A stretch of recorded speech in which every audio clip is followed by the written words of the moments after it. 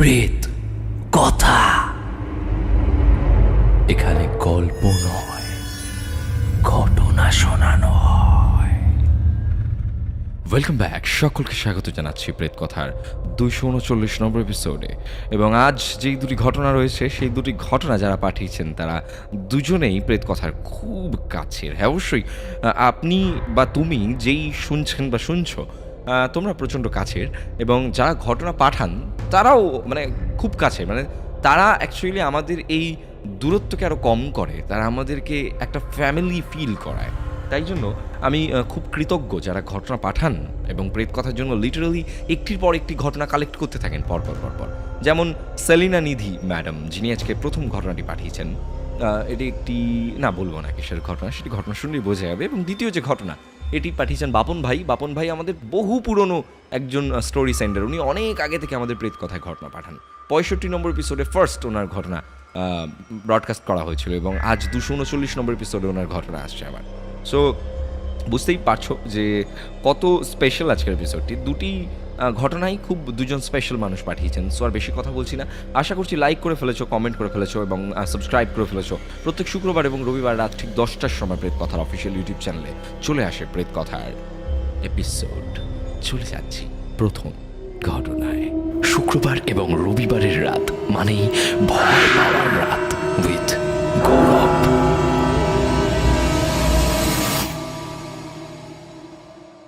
প্রিয় গৌরব, শারদীয়ার শুভেচ্ছা এবং ভালোবাসা রইল। আমি সেলিনা নিধি, ওপার বাংলার প্রাণের শহর ঢাকা থেকে দেবীর আগমনী মাসে শিউলি ফুলের স্নিগ্ধ শুভকামনা পাঠালাম আমাদের প্রেতকথা পরিবারের সকল ভাষাভাষী সদস্যদের মাঝে। আজ আমি আমার বন্ধু আনন্দের নিকট হতে শোনা একটি ঘটনা শেয়ার করব। আনন্দ আমার কলিগ, কিন্তু আমরা সমবয়সী হওয়াতে একে অপরের ওল্ড ফ্রেন্ড বলে আমরা সম্বোধন করি। তুমি জেনে খুশি হবে, আনন্দের ওয়াইফ লতা ভাবি, মেয়ে সাহার এবং ছেলে আইমান সবাই আমাদের প্রেত কথার ভক্ত। আনন্দের নানা বাড়ি বরিশাল পটুয়াখালী। ওর নানা ভাই সালাম মোল্লা সাহেব ওই গ্রামের চেয়ারম্যান ছিলেন। তিনি বেশ তেজি এবং বলিষ্ঠ চরিত্রের ছিলেন। ওনার বসত ভিটার চারিপাশে সুপারি নারিকেল গাছ ছিল শান বাঁধানো পুকুর। দূর থেকে নানা ভাইয়ের বাড়ি মনে হতো একটি দ্বীপ। বাড়ি যেতে হলে বাজার থেকে আধা মাইল হেঁটে খাল পার হয়ে একটি আমড়া বাগানের মাঝের রাস্তা পার হয়ে তারপর যেতে হতো। ওই আমড়া বাগানের পিছনের দিকে ছিল অনেক পুরনো একটি আদি কবরস্থান। স্কুল ছুটি হলেই আনন্দ ঢাকা থেকে নানা বাড়ি যেত। ওর নাকি খুবই ভালো লাগতো সেই গ্রাম। পাখির বাসা থেকে ডিম এবং বাচ্চা চুরি করে, মুরগির পা বেঁধে পুকুরে দড়ি দিয়ে ফেলে এক পার থেকে অন্য পারে টেনে আনা ইত্যাদি উদ্ভট খেলা আনন্দের খুব প্রিয় ছিল। তখনকার দিনে নাকি নানা ভাইয়ের গ্রামে আজব আজব ঘটনা ঘটত। মাঝে মাঝে কবর থেকে লাশ চুরি হতো এবং হাড় হাড্ডি এলোমেলো হয়ে আমড়ার বাগানে পড়ে থাকত। বজ্রপাতে কারো মৃত্যু ঘটলে সেই কবর কাছের স্বজনদের পাহারা দিতে হতো। রটনা ছিল, বজ্রপাতে নিহত মানুষদের শরীরে মূল্যবান জিনিস তৈরি হয় এবং কালো জাদু করা হয়। তাদের গ্রামে নুরু নামের একজন পাগল ছিল। সে কবরের মধ্যে ঘুরে বেড়াত। কোনো তথাকথিত অসৎ চরিত্রের লোক ইন্তেকাল করলে নুরু ওই কবরে পাথর মারত। সবাই রেগে গিয়ে বলতো, নুরু এইরম করো কিল্লিগা? নুরু বলতো, শয়তান রে, মাটির চাহা ঢিলাই, আমনে পারলে আন। এই বলে নুরু সেই লোকের হাত ধরে টানাটানি করত। তাই নুরুকে কেউ বিরক্ত করত না। তবে একদিন রক্তাক্ত কাঁচা মাংসের পিণ্ড তার হাতে এবং মুখের চারিপাশে রক্ত লেগে থাকতে দেখে লোকে ধাওয়া করে নুরুকে এবং অনেক মারে। তখন মার খেয়ে নুরু বলেছিল তার নাকি মৃত মানুষের কলিজা খেতে ভালো লাগে। এই ঘটনার পর নুরুকে কবরের কাছে গ্রামবাসীরা ভিড়তে দিত না। গ্রামবাসী নুরুকে দেখলেই ইট পাটকেল দিয়ে ঢিল ছুটত। ঘটনার দিন নানা ভাইয়ের গ্রামের হাটের সালিশ শেষ করে বাড়িতে ফিরতে বেশ রাত হয়ে যায়। তিনি একটি টর্চ লাইট হাতে নিয়ে রওনা দেন বাড়ির উদ্দেশ্যে। সাথে ওনার পালিত কুকুর পিছু পিছু আসতে শুরু করে। ওই কুকুরটি নাকি সবসময় নানার সাথে থাকত। তো ওই রাতে নানা ভাই কিছু দূর আসার পর কুকুরটি নানা ভাইয়ের পায়ের কাছে ঘুরতে থাকে এবং হাঁটতে বাধা দেয়।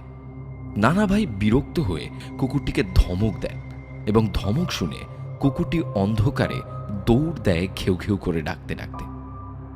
নানা ভাই একটু দূর যাওয়ার পর খেয়াল করেন বাতাস নেই।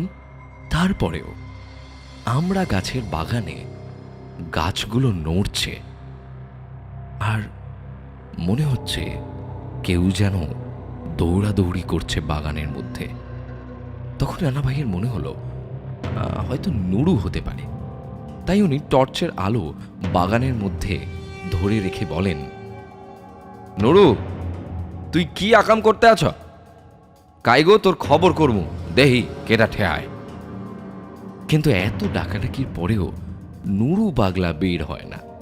নানা ভাই নুরুকে ডাকতে ডাকতে বাগানের কাছে এসে পড়েন এবং টর্চের আলো অনবরত মারতে থাকেন। অমর খোদা, নুরু! এক সময় হঠাৎ করে এক বিশাল দেহের মানুষের মতো প্রাণী নানা ভাইয়ের সামনে এসে দাঁড়ায়। প্রচন্ড বিকট দুর্গন্ধ প্রাণীটি নানা ভাইয়ের একটি হাত ধরে উপরে উঠিয়ে ধরে। অন্ধকারে যখন নানা ভাই প্রাণীটির থেকে বাঁচার জন্য চেষ্টা করে, তখন বুঝতে পারে প্রাণীটির সমস্ত শরীরে লম্বা পিচ্ছিল পশম আর পশম। প্রাণীটি নানা ভাইকে ধরে এক আছাড় দেয় মাটিতে এবং বাগানের ভেতর দৌড় দেয়। নানা ভাই ভয়ে আতঙ্কে জোরে চিৎকার করে, ওমর খোদা, ক্ষমা কইরো মোরে। পাশে খেয়াল করেন কিছু বড় বড় কুকুর মারামারি করছে। ভয়ে চিৎকার করতে থাকেন তিনি এবং জ্ঞান হারিয়ে ফেলেন। নানা ভাইয়ের যখন জ্ঞান ফেরে তখন দেখেন ভোরের আলো, চারিদিকের গাছের ডালপালা ভেঙে নিচে পড়ে আছে সে, যেন ঝড় বয়ে গেছে। এবং একটু দূরে নানা ভাইয়ের পোষা কুকুর মৃত অবস্থায় নিথর দেহে মাটিতে পড়ে আছে। নানা ভাইয়ের বুঝতে বাকি থাকে না গতরাতে কুকুরটি নানা ভাইকে বাঁচানোর জন্য নিজের প্রাণ দিয়েছে। নানা ভাই কাঁদতে থাকে এবং ভয়ে দৌড়তে যায়, কিন্তু কিছু দূর দিয়ে মাটিতে বসে পড়ে। দুইজন জেলে নানা ভাইকে এমন অবস্থায় দেখে বাড়িতে নিয়ে যায়। কিছুদিন পর নানা ভাই ভালো হন, কিন্তু ওনার হাতের ঘা বাড়তে থাকে এবং পরে ডাক্তার নানা ভাইয়ের হাত কেটে ফেলতে বাধ্য হন। নানা ভাই ছিলেন একজন পীরের মুরিদ। উনি বলেন ওই মানুষের মতো প্রাণী নাকি পিশাচ জিন ছিল, যারা নোংরা ময়লা ভাগাড়ে পায়খানায় বসবাস করে এবং এই পিশাচ দানব জিন মানুষের দেহ ভক্ষণ করে। খুবই নিকৃষ্ট এই জিন। এই ঘটনাটি আমার কাছে অজপাড়া গ্রামের রূপকথার মতো মনে হয়েছে। তবে আরেকটি কথা না বললেই নয় যে 1975 সালের 3 এপ্রিল দৈনিক বাংলার একটি বক্স নিউজ পড়ে শিউরে ওঠে গোটা বাংলাদেশ। ছবিতে দেখা যায় এক যুবক যার নাম খলিলুল্লাহ মরা একটি লাশের চেরা বুক থেকে কলিজা খাচ্ছে এবং সে বলতো ওই মাংস না খাইলে পাগল হইয়া যাইমু। একটু বড় হয়ে গেল লেখাটি। আসলে এরকম ঘটনা লিখতে গেলেই বিশ্বাস এবং অবিশ্বাস তারা নিজেদের মধ্যে এক ঝগড়া শুরু করে দেয়। আরহান তোমায় এবং সৌম্যদীপ এবং অনিকেতকে হ্যালো বলেছে। আবারও অনেক শুভকামনা আমাদের ভালো ছেলেটির জন্য। সবাই ভালোবাসার সাথে করে এমনভাবে বেঁচে থাকো সবার অন্তরে যুগ যুগ ধরে। সেলিনা নিধি। শুক্রবার এবং রবিবারের রাত মানেই ভয় পাওয়ার রাত উইথ গৌরব। অসাধারণ একটি ঘটনা কিন্তু আমরা সেলিনা নিধি ম্যাডামের কাছ থেকে শুনলাম। এই যে ব্যক্তি যার খবর বাংলাদেশি নিউজ পেপারে উঠেছিল, খলিলুল্লাহ, আমার মনে হয় এই হচ্ছে সেই পাগল নুরু, যার খবর পরবর্তীকালে কিন্তু আমরা আর পেলাম না। অ্যাকচুয়ালি এই যে ঘটনা, সেখানে কিন্তু নুরুর কোনো ঘটনা আমরা আর পাইনি। যদি পরবর্তীকালে নুরুর আর অন্য কোনো ঘটনা পাওয়া যায় বা নুরুর কোনো খোঁজ পাওয়া গিয়ে থাকে, তাহলে অবশ্যই আমি ম্যাডামকে বলবো উনি যেন অবশ্যই আমাদেরকে কালেক্ট করে পাঠান।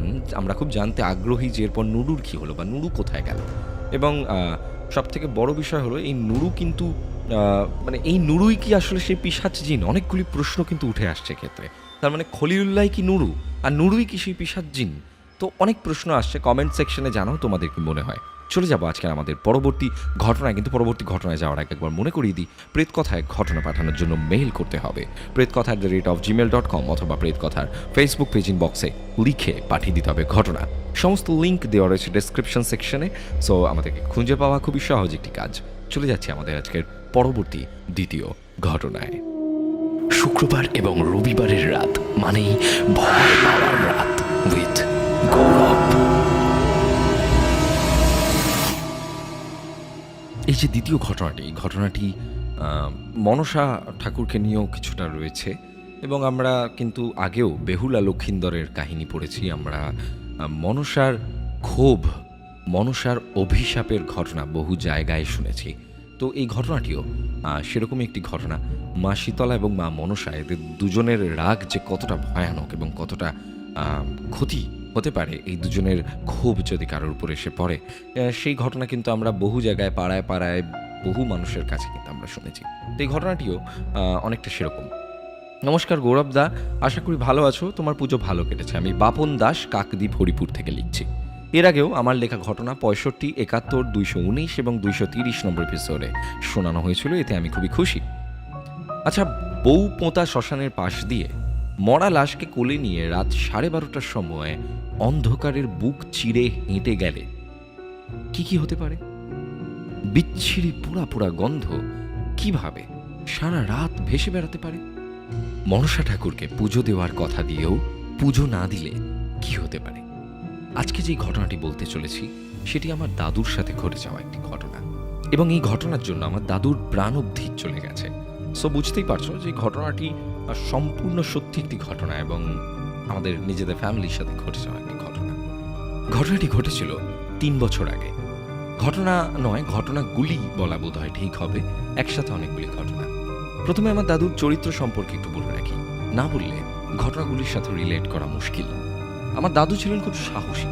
উনি তন্ত্রবিদ্যাও কিছু কিছু জানতেন, কখনো কারোর ক্ষতি করেন, মানুষের সাথে মিশতে খুব পছন্দ করতেন, সবাইকে খুব ভালোবাসতেন। ওনার শত্রু যদি ওনার কাছে এসে সাহায্য চাইত তাহলেও উনি না করতেন। এবার আমার দাদুর শারীরিক ক্ষমতা সম্পর্কে বলে রাখি। আমার দাদু ছিলেন স্বাস্থ্যবান এক বৃদ্ধ। বয়স 70 হলেও শরীরে জোর ছিল খুবই বেশি। ওই বয়সেও দাদু 1 কুইন্টাল চালের বস্তা অনায়াসে কাঁধে তুলে রীতিমতো ছুটতে সক্ষম ছিলেন। দাদুর বয়স যখন 45-46, তখন উনি পা ভ্যানে কাঠের খাট, আর সেই খাটের উপর আলনা, সিংহাসন, আর আমার মা আর মায়ের 2 বোন আর এক ভাইকে তুলে 210 কিলোমিটার 12 ঘন্টা চালিয়ে পৌঁছেছিলেন নিজের নতুন বাড়িতে। আমাদের বাড়ি থেকে দাদুর বাড়ি প্রায় 40 মিনিট দূরে। আমার দাদুর বাড়ি একেবারে প্রত্যন্ত গ্রামে। ওই 2022-এও প্রায় 1 মিনিট পর পর ঘর বাড়ি, চারিপাশে মাঠ, যত দূর চোখ যায় শুধু মাঠ আর মাঠ। আর হাঁটার রাস্তায় কিছু দূরে দূরেই বাঁশঝাড়। তাহলে আজ থেকে 25 বছর আগে যখন আমার দাদু বউ ছেলে মেয়ে নিয়ে ওই রকম ফাঁকা জায়গায় ঘর করেছিল, তখন কিরকম পরিবেশ ছিল সেটা বুঝতেই পারছো। আর আমার দাদুর আর্থিক সমস্যা ছিল চিরকালই। অর্থের জন্য উনি হসপিটাল থেকে বহু লাশও টেনেছেন নিজের ভ্যানে। এবার আসল ঘটনায় আসা যাক।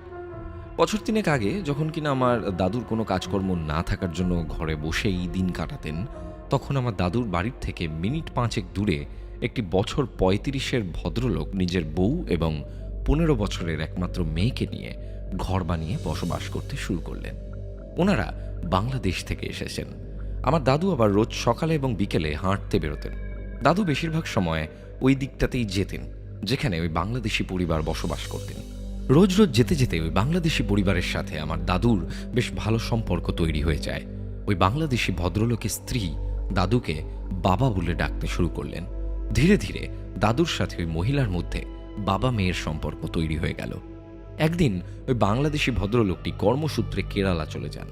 এখানে পড়ে রইল তার বউ এবং একমাত্র মেয়ে। অর্থাৎ এখান থেকে ওই মহিলাটি তার মেয়েকে নিয়ে ওই গ্রামে ফাঁকা জায়গায় একা থাকবে। চারিপাশে কোনো বাড়িঘর নেই। রাতে সনসন হাওয়ার আওয়াজ, ঘুটঘুটে অন্ধকার। বর্ষাকালে তো অবস্থা আরও খারাপ। রাতে কোনো বিপদ ঘটলে ওই ফাঁকা জায়গায় সাহায্য করার মতো কেউ নেই। ধীরে ধীরে আমার দাদুর সাথে মহিলার মেয়ের খুব ভালো সম্পর্ক তৈরি হয়। মেয়েটি দাদুকে ছাড়া থাকতে চাইতো না, তাই দাদু দিনের বেশিরভাগ সময় ওই বাড়িতে গিয়ে বসে থাকতেন। আবার কখনো কখনো মেয়েটিকেও নিজের বাড়িতে নিয়ে আসতেন। একেবারে নিজের নাতনির মতো ভালোবাসতেন। ওই মেয়েটির মুখে সারাদিন দাদু দাদু শব্দ লেগেই থাকতো। দাদু ছাড়া সে মেয়ে কোথাও যেতে চাইতো না। দাদুকে একদিন মেয়েটি বলল, দাদু তুমি আমাকে ছেড়ে কখনো যাবে না তো? আমার সাথেই সবসময় থাকবে তো? প্রত্যুত্তরে দাদু হ্যাঁ বলেছিলেন। একদিন হঠাৎই মেয়েটির মা অর্থাৎ সেই মহিলাটি দাদুর কাছে এসে কাঁদতে কাঁদতে বলেন, তার মেয়ের ব্রেন ক্যান্সার আছে, হাতে আর বেশি সময় নেই, কলকাতার ক্যান্সার হসপিটালে চিকিৎসা করার কথা, মেয়েটি বড়জোর 5 কি 6 মাস বাঁচবে। ওরা দাদুর গ্রামে এসেছে ইতিমধ্যেই 3 মাস হয়ে গিয়েছে, হাতে সময় ছিল আর 2-3 মাস। এখানে আমার দাদুর সম্পর্কে আরও একটি কথা বলে রাখা ভালো, জানি না সবাই বিশ্বাস করবেন কিনা, তবুও বলতেই হবে। আমার দাদু মনসা ঠাকুরের ভর পড়তেন। আর একদম সত্যি ঘটনা এটা। প্রত্যেক বছর একটি নির্দিষ্ট দিনের মধ্যে নির্দিষ্ট সময়ে আমার দাদুর বাড়িতে ঘটা করে মনসা পুজো হতো। প্রত্যেক বছর মনসা পুজো দেবেন এমনটাই দাদু মনে মনে ঠাকুরকে কথা দিয়েছিলেন বহুকাল আগে। পুজোর দিনই দাদু মনসা ঠাকুরের ভর করতেন, দূর দূরান্ত থেকে লোকজন আসতো। সে বছর মনসা পূজার দিন সকালেই ওই মেয়েটির মাথা যন্ত্রণা শুরু হলো, ভীষণ যন্ত্রণা। মেয়েটি ছিটকাচ্ছে। মেয়েটির মা দাদুর পা ধরে কান্নায় ফেটে পড়ল আর বলল যে, বাবা এখানে তুমি ছাড়া তো আমার কেউ নেই, তুমি না দেখলে আমাদের কে দেখবে? তো এক্ষুনি তোমার নাতনিকে নিয়ে কলকাতা যেতে হবে, না হলে যে আর বাঁচবে না। এদিকে পুজোর সময় ঘনিয়ে আসছে, পুজোর সব কিছু সাজানো গোছানো হয়ে গেছে। দাদু পুজোয় বসবেন নাকি নাতনিকে নিয়ে কলকাতায় ছুটবেন কিছুই বুঝতে পারছেন না। অনেকক্ষণ দোটানায় থাকার পর দাদু কলকাতায় যাওয়ার মনস্থির করলেন। দিদার হাজার বারণ সত্ত্বেও দাদু পুজো ছেড়ে নাতনিকে নিয়ে কলকাতা চলে গেলেন। পুজোর সময় অতিবাহিত হয়ে গেলে সবাই লক্ষ্য করে যে পুজোর জন্য যে মাটির ঘটগুলো আনা হয়েছিল সেগুলোর মধ্যে বড় ঘটটা একেবারে কালচে হয়ে গেছে। তার কিছুক্ষণ পরেই মনসা মন্দিরের পিছনে একটি বড় সাপকে মৃত অবস্থায় পাওয়া যায়। বেলা 10টা নাগাদ পুকুর পাড়ের বড় আম গাছটা বিনা কারণেই পুকুরে ভেঙে পড়ে। দাদুকে অনেকবার ফোন করা সত্ত্বেও ফোনে পাওয়া যায়নি, কারণ দাদুর ফোনে চার্জ ছিল না। যারা যারা পুজো দেখতে অথবা দাদু কিভাবে মনসা ঠাকুরের ভর পড়ে তা দেখতে এসেছিল, তারা সবাই একটা সময়ের পর নিজেদের বাড়ি ফিরে গেল। পড়ে রইলাম আমি, আমার মা বাবা আর 2 মাসি এবং তাদের পরিবার। আমরা সকলেই বিকেলে নিজেদের বাড়ি চলে আসি। দিদা, মামা আর মামি একা হয়ে গেল। সেদিন রাত 9টা নাগাদ মামার ফোনে ফোন আসে আননোন নাম্বার থেকে। মামা ফোনটা রিসিভ করলে দাদুর কান্না মাখা গলা শুনতে পায়। দাদু জানান যে তার নাতনি আর এই জগতে নেই।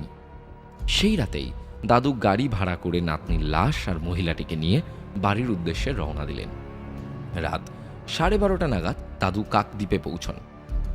মেন রোডে ড্রাইভার গাড়ি থামিয়ে দেন আর জানান যে উনি গ্রামের ভিতরের দিকে যাবেন না, যেহেতু অনেক রাত হয়েছে এবং গ্রামের রাস্তা ভালো নয়। মেন রোড থেকে দাদুর বাড়ি এখনও 15 মিনিট হাঁটা পথ। দাদু ড্রাইভারের ভাড়া মিটিয়ে দিয়ে নাতনির লাশ কোলে তুলে মহিলাটির হাত ধরে অন্ধকারের বুক চিরে হাঁটা দিলেন বাড়ির দিকে। চারদিক শুনশান, কেউ কোথাও নেই। ঘন ঘন বাঁশঝাড়, ঝিঁঝি পোকার ডাক চারিদিকে। কিছু দূরে দূরে যে সমস্ত বাড়িঘর আছে সেই সমস্ত বাড়িঘরের লোকজন সবাই দরজা জানালা বন্ধ করে শান্তির ঘুম ঘুমোচ্ছে। কিন্তু তারা জানতেই পারল না যে তাদের বাড়ির পাশের রাস্তা দিয়ে অত রাতে কেউ একজন তার নাতনির লাশ কাঁধে তুলে হেঁটে চলেছেন নিজের বাড়ির উদ্দেশ্যে। আর সাথে আছেন লাশটির মা, কাঁদতে কাঁদতে যার চোখের জল প্রায় শুকিয়ে গেছে। বউপোতা শ্মশানের কাছাকাছি আসতেই খুব জোরে হাওয়া বইতে শুরু করলো। বউপোতা শ্মশান দাদুর বাড়ির যাওয়ার পথেই পড়ে বউপোতা শ্মশান। ওই শ্মশানে সবার প্রথমে একটি বউকে পোতা হয়েছিল, তাই সবাই ওই শ্মশানটিকে বউপোতা শ্মশান নামেই চেনে। যত দূর চোখ যায় শুধু অন্ধকার আর অন্ধকার। অমাবস্যা নয়, তবুও যে এমন অন্ধকার কেন তা দাদু বুঝে উঠতে পারলেন না। পরিস্থিতি আর পরিবেশ মোটেও সুবিধের নয়, তবুও দাদু বিন্দুমাত্র না ঘাবড়ে এগিয়ে চলেছেন। দাদু দেহবন্ধনের মন্ত্র জানতেন, কিন্তু ঘটনার প্রবাহমানতায় উনি মন্ত্রের দ্বারা দেহবন্ধন করতে ভুলে গিয়েছিলেন। বউ পোতা শ্মশানের পাশ দিয়ে যাওয়ার সময় ওই মহিলাটি দাদুর হাত আরো জোরে চেপে ধরলেন আর বললেন, বাবা, আমার শরীর একেবারে ভারী হয়ে গেছে, আমি আর এগোতে পারছি না বাবা, আমার খুব ভয় করছে। দাদু তৎক্ষণাৎ মহামৃত্যুঞ্জয় মন্ত্র উচ্চারণ করলেন। তারপর মহিলাটির শরীর হালকা হয়ে যায়। তারপর তারা দ্রুত হেঁটে বাড়ি পৌঁছয়। পথে আর কোনো সমস্যা হয়নি। পরদিন সকালে মহিলাটির স্বামীকে খবর দিলে সে একদিন পর আসে। তার আসতেও তো সময় লাগবে। প্রায় 1.5 দিন পর বাসি মরাটাকে পোড়ানো হয়। 2 দিন পর থেকে শুরু হয় আমার দাদুর সাথে অদ্ভুত সব ঘটনা। দাদু পরপর 2 রাত স্বপ্ন দেখেন যে মা মনসা বাড়ির দোরগোড়ায় লাল পেড়ে সাদা শাড়ি পরে দাঁড়িয়ে উচ্চ কণ্ঠে বলছেন, এবারে তুই আমার পুজো দিলি না, ভালো করলি না, আমি তোর নাতনিকে নিয়েছি, তোকেও নেব। এই স্বপ্নের কিছুক্ষণ পরেই আবার আরেক অদ্ভুত স্বপ্ন দেখতেন। দাদু দেখতেন তার নাতনি তার স্বপ্নে এসে বলছে, দাদু, তুমি না বলেছিলে তুমি আমার সাথেই থাকবে সবসময়? কই, আসো দাদু, তুমি আমার কাছে আসো, তোমাকে ছাড়া আমি থাকবো কিভাবে, আসো। এই স্বপ্ন দাদু বেশ কয়েকবার দেখেন এবং 3 দিনের মাথায় দাদুর ভীষণ জ্বর। তিনি বিছানা ছেড়ে উঠতে পারছেন না। 5 দিন জ্বরে ভোগার পর দাদু সুস্থ হয়ে উঠলেও দাদুর 78 কেজি ওজনের শরীর একেবারে নেমে 45-এ দাঁড়ায়। দাদুর এমন পরিবর্তন দেখে আমরা সবাই খুব ঘাবড়ে যাই। সেদিন বিকেলে ঠিক হয় পরদিন সকালে দাদুকে নিয়ে ওঝার কাছে যাওয়া হবে। মাঝে আরও একটি রাত তখন 10:30। রাতে খাওয়ার পর দাদু হাত ধোয়ার জন্য বাইরে নামেন। বাইরে বলতে ঘর থেকে প্রায় 20 হাত দূরে। মামা, মামি আর দিদা হঠাৎ একটি আর্তনাদের আওয়াজ শুনতে পায়। দাদুর আর্তনাদ। সময় নষ্ট না করে মামা তৎক্ষণাৎ টর্চ নিয়ে বাইরে ছুটে গিয়ে দেখে দাদুর নিথর শরীরটা ইটের রাস্তার উপর উবু হয়ে পড়ে আছে। মামা কাছে গিয়ে দাদুর শরীর ঘোরাতেই দাদুর গলার একটা কালো দাগ দেখে ভয় পেয়ে যায়। দাদুর জিভ বাইরে বেরিয়ে আছে, চোখ দুটো খোলা আর ফ্যাকাশে, যেন কেউ দাদুর গলা টিপে ধরেছিল। তখনও দাদুর শরীরে প্রাণ ছিল। মামা আর মামি দাদুকে তুলে বারান্দার খাটে শুইয়ে দেয়। তার মিনিট 7 পরেই দাদু ইহলোক ত্যাগ করেন। ফোনে দাদুর মৃত্যু সংবাদ পেয়ে আমরা সেই রাতেই দাদুর বাড়ি যাই। দাদুর লাশটাকে সারা রাত বারান্দায় শুইয়ে রাখা হয়। পরদিন দুপুরে দাদুর দাহন কার্য সম্পন্ন করা হয়। সেদিনও আমরা দাদুর বাড়িতে থেকে যাই। রাতে পুরো বাড়িটাতেই বিচ্ছিরি পোড়া পোড়া গন্ধ ভেসে বেড়াচ্ছিল। আমি নিজেও পেয়েছি সেই গন্ধ। রাতে ঘুমানোর সময় নাকে কাপড় চাপা দিয়ে শুতে হয়েছিল। পরদিন সকালেই আমরা বাড়ি চলে এসেছিলাম। দাদা, এই ছিল আমার দাদুর সাথে ঘটে যাওয়া ঘটনা। বলা বাহুল্য যে এই ঘটনার পর ওই বাংলাদেশি ভদ্রলোক তার স্ত্রীকে নিয়ে অন্যত্র চলে যান। কিছু বিষয়ে আমাকে আজও ভাবায়। আচ্ছা, মনসা পুজো না দেওয়ার জন্যই কি মেয়েটি ওই দিন মারা গিয়েছিল? কে মেরেছিল আমার দাদুকে? বউ পোতা শ্মশানের কাছে গিয়ে মহিলাটির শরীর ওভাবে ভার কেন হয়েছিল? সব শেষে সে বিচ্ছিরি পোড়া পোড়া গন্ধটা কিসের ছিল, যেটা আমি নিজে পেয়েছি? আজও দাদু বাড়ি গেলে সন্ধ্যাবেলা বাইরে বেরোতে ভয় করে, শরীর ভার হয়ে যায়। কিছু কিছু রহস্য উন্মোচন না হওয়াই ভালো। সব রহস্যের সমাধান হয় না, হতেও নেই, তাই এই জগতের নিয়ম। ঘটনাটি ভালো লেগে থাকলে প্রেত কথায় শ্রোতা বন্ধুদের সাথে শেয়ার করো। তোমার ও প্রেত কথা পরিবারকে অনেক অনেক ভালোবাসা এবং শুভকামনা। ঘটনার সত্যতা যাচাই করতে হলে ফোন করতে পারো এই নম্বরে। শুক্রবার এবং রবিবারের রাত মানেই ভয় পাওয়ার রাত উইথ গৌরব।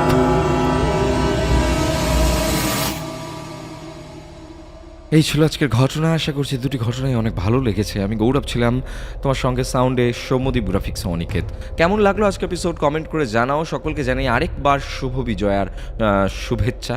শুভ বিজয়ের শুভেচ্ছা বলার থেকে বিজয়ের শুভেচ্ছা বলাটা বেটার, কারণ শুভ বিজয়াকে জানি না কি, কমেন্ট করে জানাও কোনটা অ্যাকচুয়ালি ঠিক, শুভ বিজয়ার শুভেচ্ছা নাকি বিজয়ার শুভেচ্ছা।